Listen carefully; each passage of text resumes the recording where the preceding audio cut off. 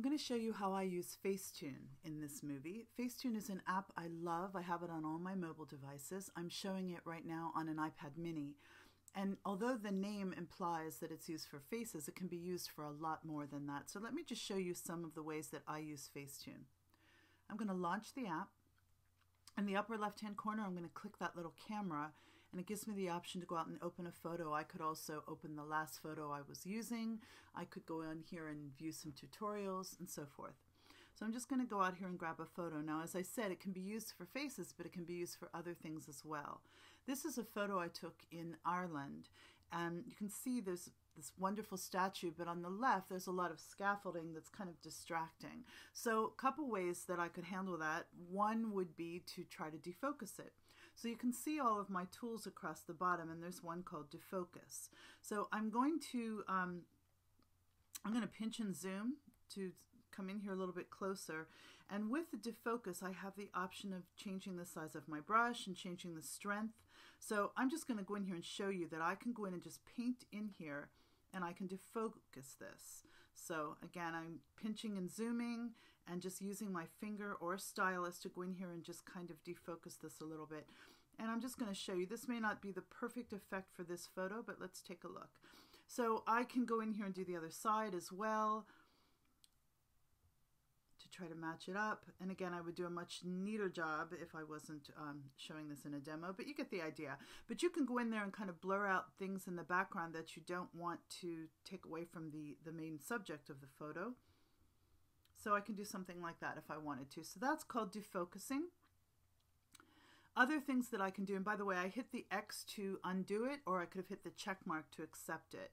But that's the one way that you can go in and work on it. There's also a details. So I would pinch and zoom for this one, but if I wanted to draw attention to something and give it a little bit more detail, I can go in here and again, I've got a brush and I can adjust the size and the strength of the brush.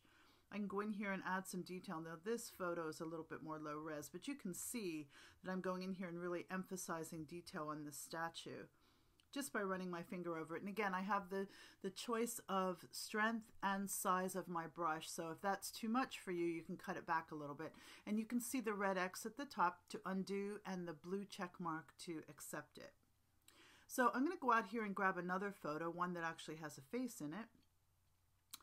And this face is familiar to me because it's actually me. This is a photo I took the other day. Let's see what I can do with this one.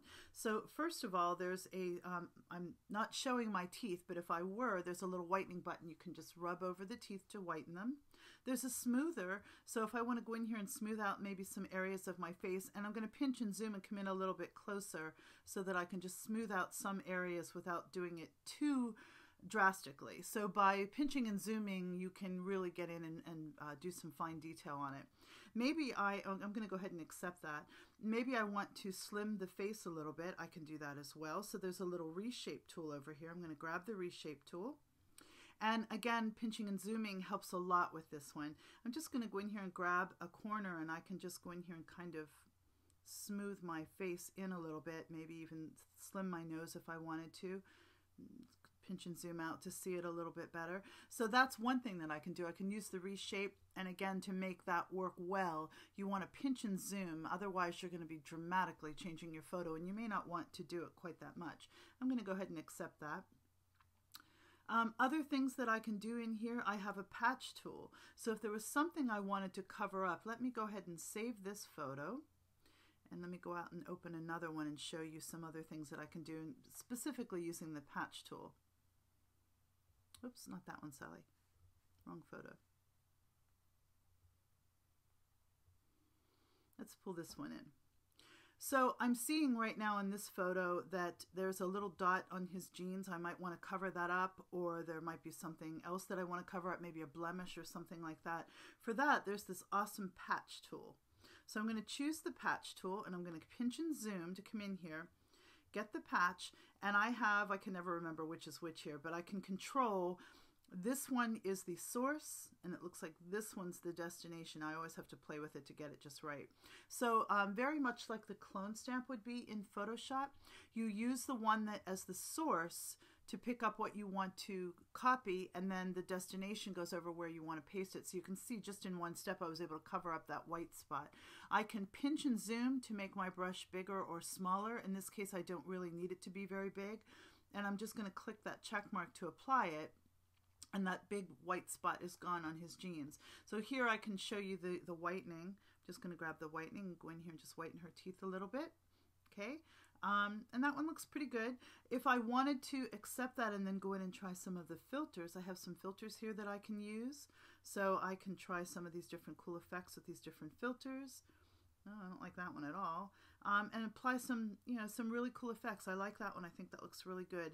And I can go in and make adjustments to the filters as well. I can apply textures. I can change lighting. There's a lot you can do in here. I use it for basic edits like the ones I showed you. I use the reshape to narrow things. I use the defocus to try to blur out areas that I don't want to distract from the photo. I definitely use that patch tool to go in and clean up small areas. The red eye tool is great if somebody has red eye. You can apply these cool filters. So lots of things you can do here with FaceTune. These are just a couple of the ways that I use it. It's a very powerful app, and it's definitely one that everybody should have in their toolbox.